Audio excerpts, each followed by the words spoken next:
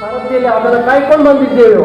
ಅದೇ ರೀತಿಯಲ್ಲಿ ನೀವು ಕಾಯ್ಕೊಂಡು ಬಂದ್ರೆ ಸ್ಪಂದನ ಫೌಂಡೇಶನ್ ನಮಗೆ ಪ್ರತಿ ವರ್ಷ ಈ ರೀತಿಯಲ್ಲಿ ಸನ್ಮಾನ ಮಾಡ್ತಾನೆ ಇರುತ್ತೆ ಅನ್ನುವಂಥ ಮಾತನ್ನ ಜೊತೆಗೆ ಹಂಚ್ಕೊಳ್ತಾ ಈ ಒಂದು ಸುಂದರ ಸಮಾರಂಭವನ್ನ ನಾವು ದೇವರನ್ನ ಸ್ತುತಿಸೋದ್ರ ಮೂಲಕ ಕಾರ್ಯಕ್ರಮಕ್ಕೆ ಚಾಲನೆ ನೀಡ್ತೇವೆ.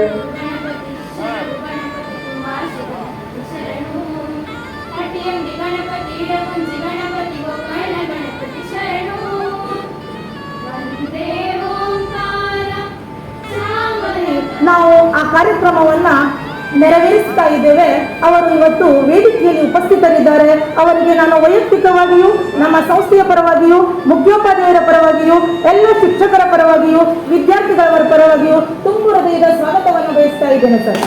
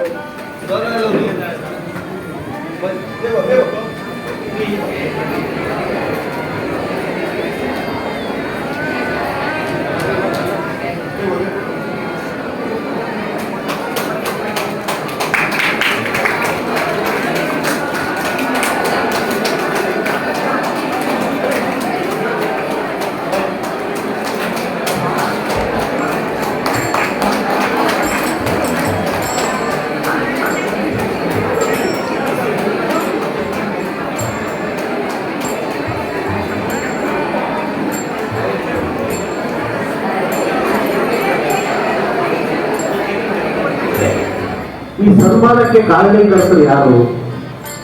ತಾಲೂಕಿನಲ್ಲಿ ಅಥವಾ ನಮ್ಮ ಜಿಲ್ಲೆಯಲ್ಲಿ ಈ ಸನ್ಮಾನ ಮಾಡತಕ್ಕ PM ಹೈಸ್ಕೂಲ್ ಅಂದ್ರೆ ಯಾರು? PM ಹೈಸ್ಕೂಲ್ದು ಕ್ರೆಡಿಟ್ ಬಿಲ್ಡಿಂಗ್ ಬರೋದಿಲ್ಲ, ಕ್ರೆಡಿಟ್ ಬರೋದು ಶಿಕ್ಷಕ ಬರೋದು. ಇದು ಸಂಪೂರ್ಣ ಯಾಕೆ ಅಂತ ಕೇಳಿದ್ರೆ ಆ ಮಕ್ಕಳು ಇವತ್ತು ಸಾಧನೆ ಮಾಡಿರೋದು ಅವ್ರ ತಂದೆ ಕಷ್ಟಪಟ್ಟಿರ್ತಾರೆ. ಆದ್ರೆ ಅದ್ರ ಹಿಂದೆ ಬಹುದೊಡ್ಡ ಕ್ರಮ ಇರ್ತದೆ. ಆ ಮಕ್ಕಳನ್ನ ತಿದ್ದಿ ಬೆಳೆಸಿ ಅವರನ್ನ ಇವತ್ತಿನ ಈ ಸ್ಟೇಜ್ ಬಂದು ನಿಲ್ಲಿಸಬೇಕಾದ್ರೆ ಅತ್ಯಂತ ದೊಡ್ಡ ಪರಿಶ್ರಮ ಅವರು. ನಾನು ಈ ಮಾತನ್ನು ಯಾಕೆ ಹೇಳ್ತೀನಿ ಕೇಳಿದ್ರೆ ಅವರ ಪೋಷಕರಿದ್ದಾರೆ. ನಿಮಗೆ ನೀವು ಎಷ್ಟು ಕಷ್ಟಪಟ್ಟು ನಿಮ್ಮ ಮಕ್ಕಳನ್ನ ಈ ಹಂತಕ್ಕೆ ಬಂದಿದ್ದೀರಿ ಅನ್ನೋದು ಅಷ್ಟೇ ಕಾಣ್ತದೆ. ಆದ್ರೆ ಕಾರಣದ ಕೈಗಳು ಅನ್ನೋದಿದೆಯಲ್ಲ, ಯಾಕೆ ಕೇಳಿದ್ರೆ ನಿಮ್ಮ ಮಕ್ಕಳಿಗೆ ಏನೇನು ಕಲಿಸಿರ್ತಾರೆ ಅಂತ ನೀವು ಯಾರು ನೋಡಿರೋದಿಲ್ಲ. ಬೆಳಿಗ್ಗೆಯಿಂದ ಸಂಜೆಯವರೆಗೆ ಆ ಮಕ್ಕಳನ್ನ ತಿದ್ದಿ ಯಾಕೆ ಕೇಳಿದ್ರೆ ಬಹಳಷ್ಟು ಮಕ್ಕಳು ಇರ್ತಾರೆ, ಒಬ್ಬರೇ ಮಕ್ಕಳು ಇರೋದಿಲ್ಲ.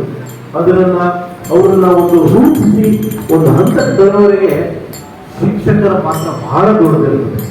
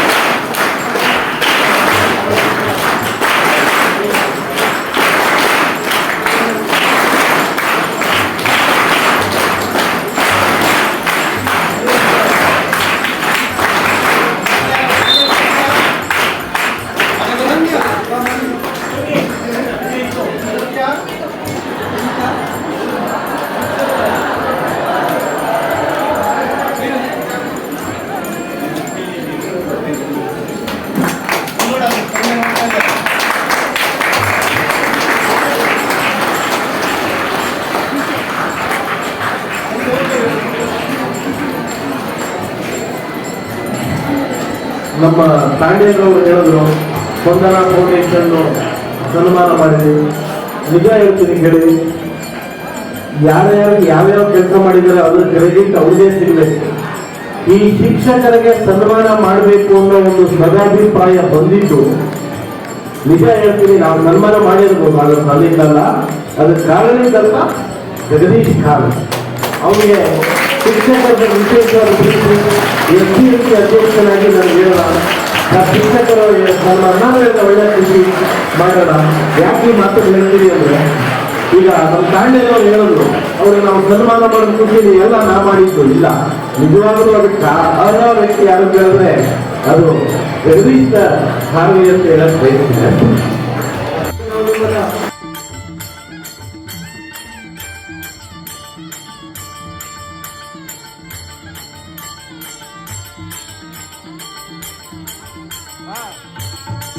ಹಮ್ಮಿಕೊಳ್ಳಿಕ್ಕೆ ಮೂಲ ಕಾರಣಕರ್ತರಾದಂಥ ನಮ್ಮ ಸಿಎಂಸಿ ಶಾಲೆಯ ಕಳೆದ 3 ವರ್ಷಗಳಿಂದ ನಮ್ಮ ಜೊತೆಗಿದ್ದು ಶ್ರೀ ಜಗದೀಶ್ ಕಾಣಿಯವರು ಉತ್ತಮವಾದಂಥ ಕೆಲಸ ಕಾರ್ಯಗಳನ್ನು ಮಾಡ್ತಾ ಇದ್ದಾರೆ.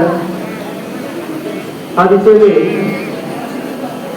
ಈ ಕಾರ್ಯಕ್ರಮದ ರೂವಾರಿಗಳು ಅವರೇ ಅಂತೇಳಿ ಗೋಪಾಲ್ ಪ್ರಸಾದ್ ಹೇಳಿದ್ದಾರೆ. ಆ ಪ್ರೀತಿಗೆ ಪಾತ್ರರಾದಂಥ ಶ್ರೀ ಜಗದೀಶ್ ಕಾಣಿಯವರಿಗೆ ಸನ್ಮಾನಿಸಿ ಗೌರವಿಸುವಂಥ ಸುಂದರ ಸ್ಥಳ ತಮ್ಮ ಮುಂದೆ ಕರೆದುಕೊಳ್ತಾ ಇದೆ. ನಮ್ಮ ಪ್ರೀತಿಯ ಸನ್ಮಾನವನ್ನು ಸ್ವೀಕರಿಸಬೇಕಂತ ಕೇಳ್ಕೊಳ್ತಾ ಇದೆ.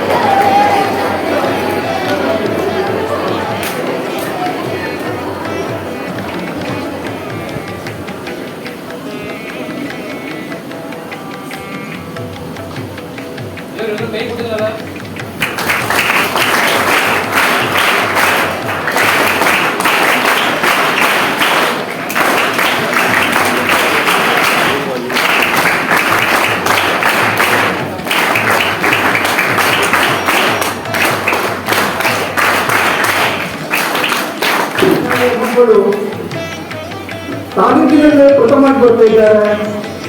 ನಮ್ಮ ಶಾಲೆಯ ಒಂದು ಅಸ್ತಿತ್ವವನ್ನು ಗೌರವವನ್ನು ಹೆಚ್ಚಿಸ್ತಾ ಇದ್ದಾರೆ. ಇದಕ್ಕೆ ಶಿಕ್ಷಕರೇ ಕಾರಣ ಎಂಬುದು ನನ್ನ ಅಭಿಪ್ರಾಯ. ಹಾಗಾಗಿ ನಾನು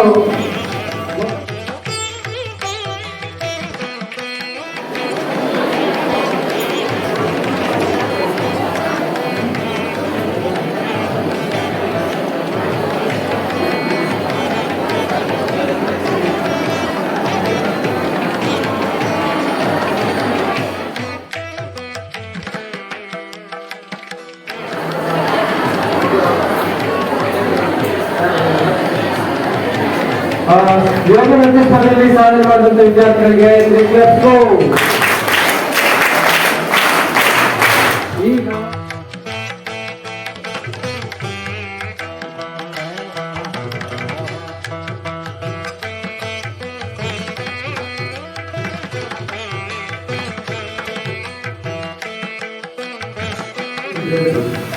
ಕನ್ನಡ ಮಾಧ್ಯಮ ಮತ್ತು ಆಂಗ್ಲ ಮಾಧ್ಯಮ ಈ ವಿಭಾಗದಲ್ಲಿ ನಮ್ಮ PM ಸಮೂಹ ಸಂಸ್ಥೆಯ ವಿದ್ಯಾರ್ಥಿ ಬಾಂಧವರಿದ್ದಾರೆ. ಜೊತೆಗೆ ಅವ್ರಿಗೆಲ್ಲ ಸನ್ಮಾನ ಮಾಡಿದ್ವಿ. ಹೆಸರು ಹೇಳ್ಬಿಡ್ತೀನಿ. ಮಾನ್ಯ ನೆಕ್ಸ್ಟು ಸಿಂಚನ, ನೆಕ್ಸ್ಟು ಅಶ್ವಿನಿ, ನೆಕ್ಸ್ಟು ಭೂಮಿಕಾ, ಇವತ್ತು ಭೂಮಿಕಾ ಮತ್ತು ಹೋಳಿಕೆ ರಾಜ್ಯ ಮಟ್ಟದ ಸ್ಪರ್ಧೆಯಾದಂತಹ ಸಹ ನಾವು ಕುತ್ಕೊಂಡು ಚಪ್ಪಲಿ ಹೇಳ್ತೀವಿ. ಎಲ್ಲರೂ ಭಾಳ ಕಾರ್ಯಕ್ರಮ ಮಾತಾಡ್ತೀವಿ. ಆದರೆ ಯಾರು ಅವ್ರು ನಾನು ಅವ್ರ ರೀತಿ ನಮ್ಮ ತಂದೆ ತಾಯಿ ಕೂಡ ಅವ್ರ ತಂದೆ ತಾಯಿ ರೀತಿ ಸನ್ಮಾನಕ್ಕೆ ಒಳಪಡಬೇಕು, ನಾನು ದೇಶ ಬಿಟ್ಕೊಳ್ಬೇಕು, ನಾನು ಸನ್ಮಾನ ಮಾಡ್ಕೊಳ್ಬೇಕು, ಈ ರೀತಿ ಅಕ್ಕವರ ಹೆಸರು ಮಾಡಬೇಕು ಅಂತ ಉದ್ದೇಶ ಯಾರಿಗಿರುತ್ತಲ್ಲ ಅವರು ಮೌನವಾಗಿ ಈ ಕಾರ್ಯಕ್ರಮವನ್ನು ನೋಡ್ತಾ ಇರ್ತಾರೆ, ಆಲಿಸ್ತಾ ಇರ್ತಾರೆ. ಯಾರಿಗೆ ಉದ್ದೇಶ ಗೊತ್ತಿಲ್ಲಲ್ಲ ಅವ್ರು ಕುತ್ಕೊಂಡ್ಬಿಟ್ಟು ಸುಮ್ಮನೆ ಗಲಾಟೆ ಮಾಡೋದು, ಚಪ್ಪಾಳೆ ಕಟ್ಟೋದು ಆಗೋಗ್ಬೇಕು. ನೋಡಿ ನಾವೆಲ್ಲ ಅಭ್ಯಾಸ ಮಾಡಿದ್ವಿ. ಆ ರೀತಿ ಆಗ್ಬಾರ್ದು. ಚಪ್ಪಾಳೆ ಹೊಡೆಯೋರಿಗಿಂತ ಚಪ್ಪಾಳೆ ಹೊಡಿಕೊಳ್ಳೋರಿಗೆ ನಮ್ಮ ಭಾರತ ಬಹಳ ಕಡಿಮೆ ಇದೆ. ಸೊ ಅಂತರ ಕಾಲ ಸೇರ್ಬೇಕು. ಜಗದೀಶ್ ಸಾರಿ ಅವ್ರು ಹೇಳಿದ್ರು, ಗೋಪಾಲ ಕೃಷ್ಣ ನಾಯ್ಕರು ಹೇಳಿದ್ರು, ಇಲ್ಲಿ ಮಕ್ಕಳು ಸಾಧನೆ ಮಾಡಬೇಕಾದ್ರೆ ಶಿಕ್ಷಕರ ಕಾರಣ ಅಂತ ಹೇಳಿದ್ರು. ನನ್ನ ಸ್ಕೂಲಿಗೆ ಪ್ರತಿ ಸ್ಕೂಲಲ್ಲಿ ಸನ್ಮಾನ ಮಾಡೋದು ತುಂಬ ಖುಷಿ ಆಯಿತು. ನನ್ನ ಅಪ್ಪ ಅಮ್ಮ ಮತ್ತು ಟೀಚರ್ಸ್ ಮತ್ತು ಸಪೋರ್ಟ್ ಮಾಡೋದೆಲ್ಲರಿಗೂ ಥ್ಯಾಂಕ್ ಯು ಹೇಳಿ ಇಷ್ಟಪಡ್ತೀನಿ. Thank you. ಈಗ ನಮಗೆ ಒಂದು ಪ್ರಶ್ನೆ ಕಾಡೋದು, ಇವತ್ತು ರಾಷ್ಟ್ರಮಟ್ಟದಲ್ಲಿ 14,000% ರ್ಯಾಂಕ್ ಓಡಿದ್ರಲ್ಲ, ಅದಕ್ಕೆ ನಿಮ್ಮ ಒಂದು ಎಫರ್ಟ್ ಯಾವ ರೀತಿ ಇದೆ? ಒಂದು ಪ್ರಯತ್ನ ಮಾಡಿ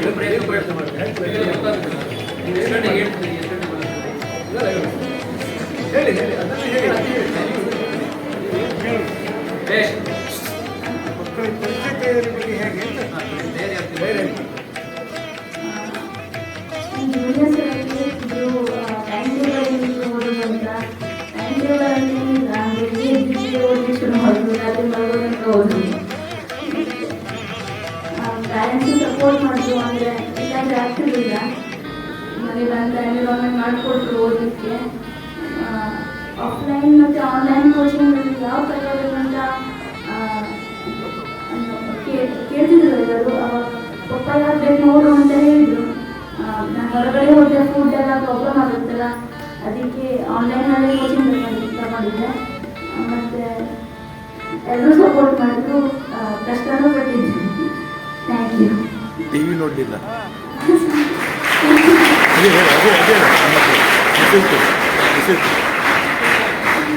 ಒಂದು ವರ್ಷ ಓದುವಾಗ ಡಿಸ್ಟ್ರಾಕ್ಷನ್ ಆಗ್ತದೆ, ಮೊಬೈಲ್ ನೋಡಬೇಕು, ಟಿವಿ ನೋಡಬೇಕು ಎಲ್ಲ ಅನಿಸುತ್ತೆ, ಎಲ್ಲರಿಗೂ ಅನಿಸುತ್ತೆ. ಆದರೆ ಒಂದು ವರ್ಷ ಬಿಟ್ಟರೆ ಒಳ್ಳೆಯದು, ಇಲ್ಲಾಂದರೆ ಕಷ್ಟ ಆಗುತ್ತೆ. ಮತ್ತು ಸ್ಕೂಲಲ್ಲಿ ಓದೋಕ್ಕೆ ನಮ್ಗೆ ಒಳ್ಳೆ ಫೌಂಡೇಶನ್ ಸಿಕ್ತು. ಅದಕ್ಕೆ ಎಲ್ರಿಗೂ ಥ್ಯಾಂಕ್ ಯು ಇಷ್ಟಪಡ್ತೀನಿ. Thank you. ನಾವು ಮುಖ್ಯವಾಗಿ ಪ್ರತಿಭಾ ಪುರಸ್ಕಾರವನ್ನ ಸ್ವೀಕರಿಸಿದ ಎಲ್ಲ ವಿದ್ಯಾರ್ಥಿಗಳಿಗೆ